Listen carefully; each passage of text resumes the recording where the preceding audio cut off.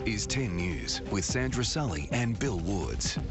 Strike action by angry firefighters today could so nearly have ended in tragedy, with a grandmother and her infant grandson caught in a burning house with no crews available to help. Fireys walked off the job this afternoon for the first time in nearly 60 years in a protest over tough changes to workers' compensation laws. Eddie Meyer is at the scene and Josh Murphy is at the City Fire Station. We'll get to the reason for this bitter dispute in a moment, but first, let's go to Eddie. Eddie, what on earth happened there? Well, what happened here is what happens every day in Sydney. A house fire. A man and his son were driving past. They saw the house behind me alight. They saw flames coming out of the roof. They immediately called 000. Now, in normal circumstances, you would expect fire response within a few minutes, 10 minutes at the most. That didn't happen. So the father's son raced into the house to alert the grandmother and her grandson at the rear of the house. This is what he said, and this is also the response from the father, who was quite disappointed in how long it took for firefighters to eventually arrive. I could smell, as soon as I walked into the house, I could smell it even downstairs. It reeked of just burnt wood, and yeah, I could just tell that it was on fire. And everyone was quite angry because when the first fire truck arrived, the police officer that was there on the scene, he said to the fireys, "Why are you guys taking so long?" And he said, "We're on a ban at the moment, we haven't been able to come," which was really disappointing. You know, you'd expect better of them. I know they've got problems at the moment, but you'd expect better of them than that they'd have something in place.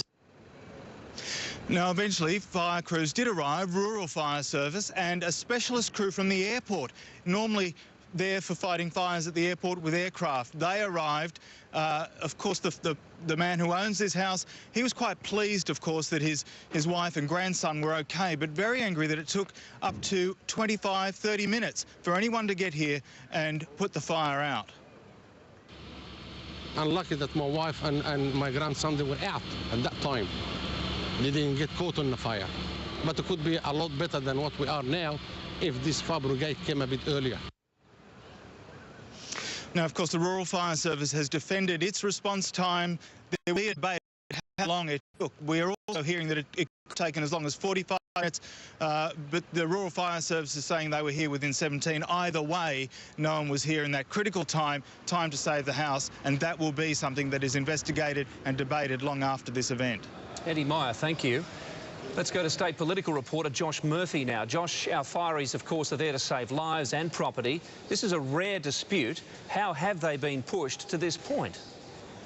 Well, Bill, these controversial laws which cut benefits to injured workers exclude the likes of police and rural fire service volunteers, but they include firefighters, and they're furious that they're not being guaranteed the same level of protection. That's led to this unprecedented strike action. It's also left the O'Farrell government highly embarrassed and today scrambling to find a resolution. For the first time in 2 generations, firefighters deserted their posts, a convoy descending on Macquarie Street. Same job, same rights. The anger directed at the Premier for slashing their injury benefits. That message delivered in a surprise soaking of State Parliament. The building was drenched. Is that flooding in there, Barry? Police have their own death and injury scheme, and rural fire service volunteers are exempt from the work cover cutbacks. Firefighters want the same. And this government are treating us abominably. The vote on the strike was overwhelming. More than 6,000 of those on the front line leaving stations and ultimately fires unattended. From 1 o'clock, no coverage. It's in effect until 6 p.m, throwing the O'Farrell government into chaos. But the matters that the fire brigade have raised, we're not deaf to. But in the chamber where the injury benefits are being negotiated came this rebuke. To find that the community has been put at risk, is completely and totally unacceptable. The opposition offered to suspend question time so the Premier could meet with firefighters. The Fire Brigade Employees Union lost their opportunity to meet with me when they took a decision this morning to go on strike.